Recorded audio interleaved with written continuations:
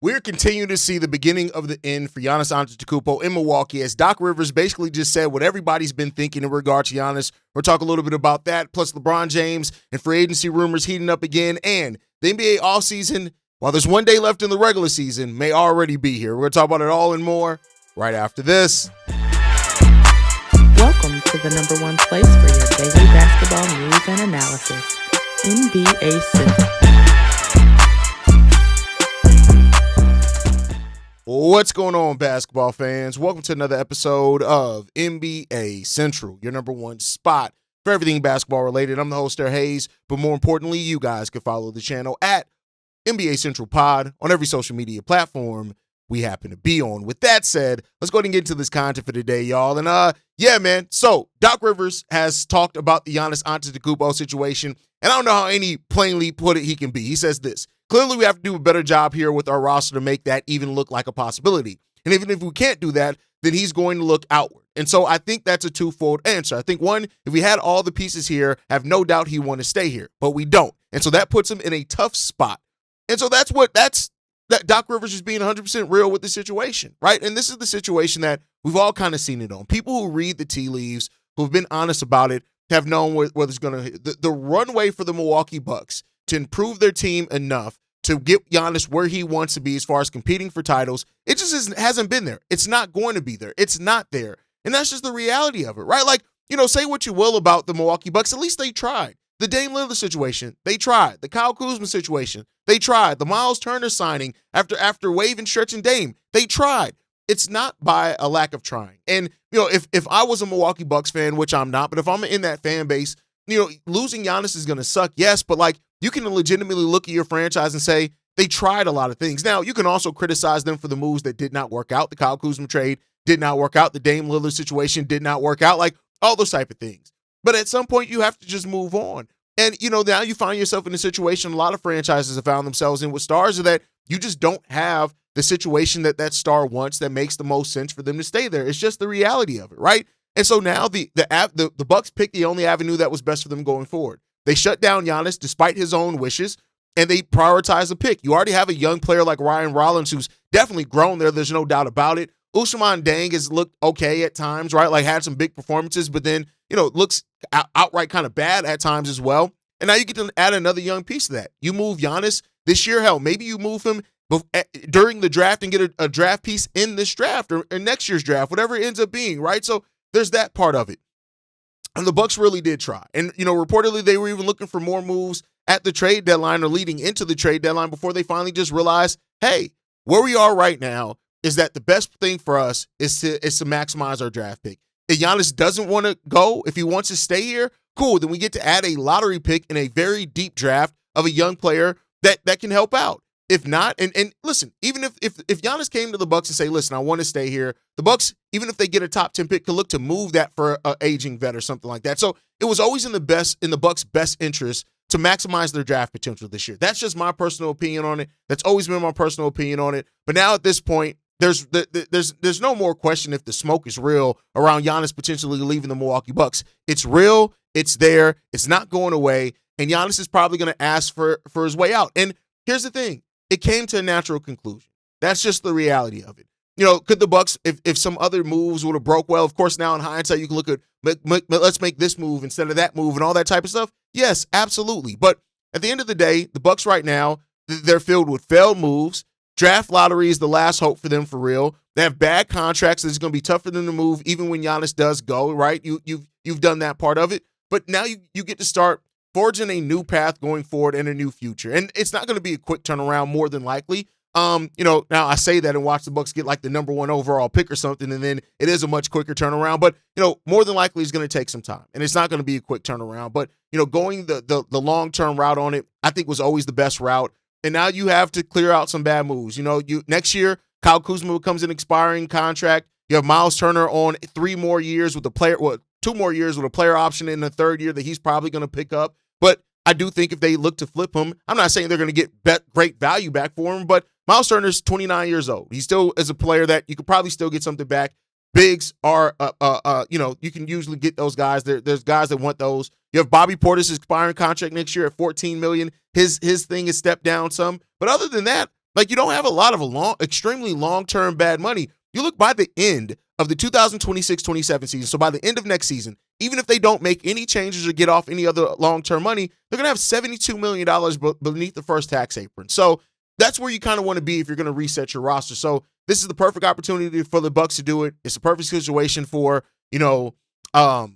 Giannis to try to move on, and we just get to see what the future is going to hold there. But let me know what you guys think on that down below. These words from Doc Rivers, how do you feel about it, and what do you think that means for the future of Giannis Antetokounmpo? With that said, the future of one coach has been in question, and that is Doug Christie with the Sacramento Kings. Well, according to Anthony Slater of ESPN, he says this: despite its 22-59 record that has them at the bottom of the Western Conference standings, the Sacramento Kings are retaining head coach Doug Christie for next season. Sources told ESPN on Sunday. So Doug Christie staying with the Sacramento Kings. And here's what I'll say. It doesn't make any, let me not say it doesn't make any sense, but right now, you don't necessarily have a future if you're the Kings, right? Of course, you're looking at lottery luck. You're looking at those type of things, but why change head coach right now when chances are you're probably going to suck again next season? That's just the reality. You're more than likely probably going to suck again next season. And so because of that, while you're still trying to figure some things out, you still have Zach LaVine, who's going to pick up his $48 million option. You have Domantas Sabonis, who has 2 more years after the season at $45 million plus, right? So you still have that. You have DeMar DeRozan on a $25 million contract, if I'm not mistaken, still next year as well. You got DeAndre Hunter. You got Malik Monk, right? You got all these guys that are still on the contract. So, no real clarity's coming for the Sacramento Kings roster right now to where I think changing the coach is going to do much different for them. Yeah, you got some young players in Nick Crawford, Keegan Murray. You got Devin Carter there as well, who I'm not necessarily extremely high on Devin Carter. But, you got to figure out your path. Now, I think once you kind of start saying, hey, we got some young guys here. We got young guys that we believe in, those type of things. Is Doug Christie the guy that we want coaching those guys and getting us to the next level? Possibly not. And so that's not a bad thing, I think, if when it all comes down to it. So I don't look at that as a negative. I think ultimately, the Kings are in a spot right now where nothing is going to change overnight for the Sacramento Kings. So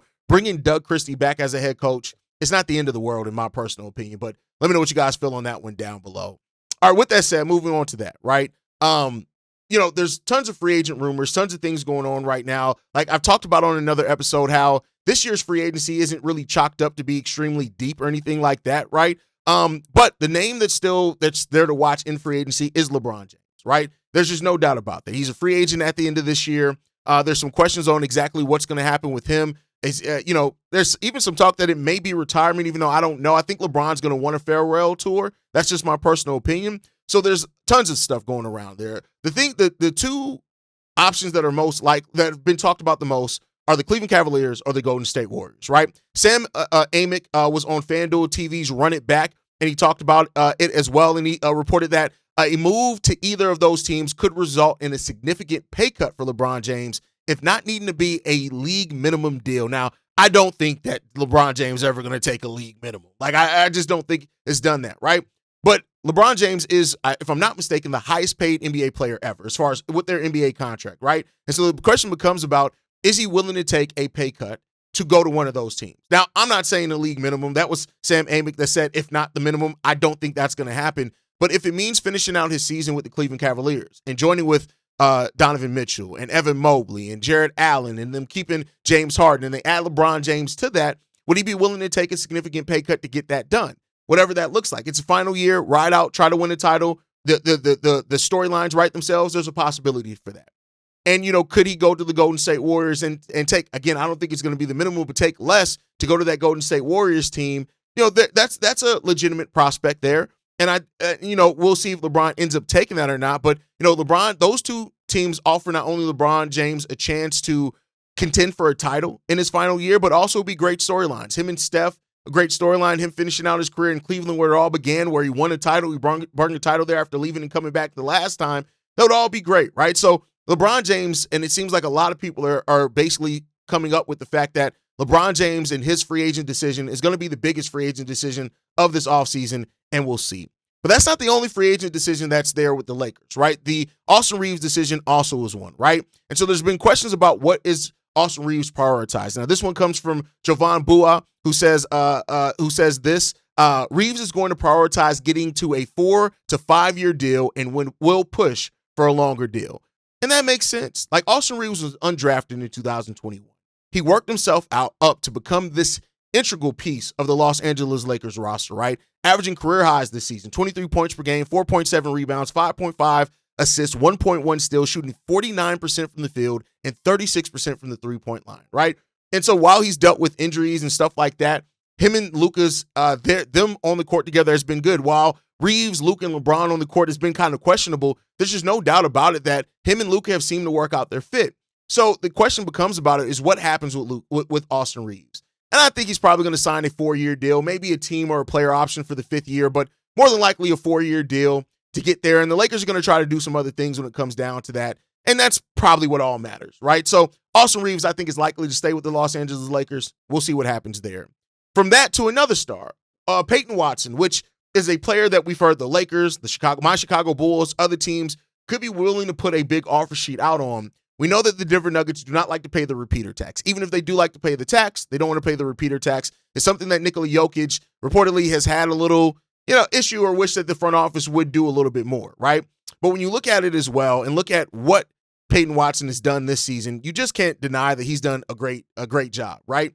And so when you look at Cam Johnson, who was a acquisition by the Denver Nuggets this year, he's averaged 12 points, 3.8 rebounds, 2.4 assists, and 0.7 steals per game, right? So the question becomes about if they can find a trade partner to take Cam Johnson, so then they could sign Peyton Watson, and that's probably going to be the scenario that the Denver Nuggets are looking for here, is to trade off Cam Johnson so they can keep Peyton Watson and keep the younger player that had a breakout season. And that's probably smart for them. Now, what does that mean for the depth of the Denver Nuggets? That's up for the Denver Nuggets to play. We already seen them at a situation before where they've lost depth because they don't want to pay. And that's a question that comes down here. And I think that's still the best move for them overall, is to lock in Peyton Watson and then worry about trying to find a partner for Cam Johnson. And so that's what we look at. And that was another big free agent kind of move, because I do think a lot of teams are going to be preparing big offer sheets for Peyton Watson. But that's my thought. That's a quick Sunday episode for you guys. It's the last day of the NBA regular season. The playoffs are around the corner. I can't wait to talk about the playoffs, y'all. So the NBA offseason is going to be wild, but it's going to be wild in kind of a different place than how we are used to, right? And maybe not a lot of big free agents, but a lot of trades and things like that are going to go around. So make sure you guys hit that like button, subscribe to the channel as well.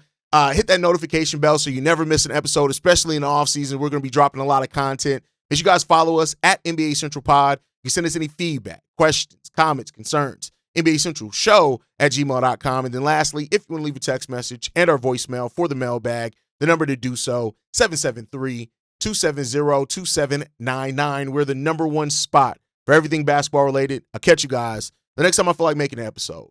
Probably tomorrow. Peace, y'all. This has been a presentation of the Breaks Media.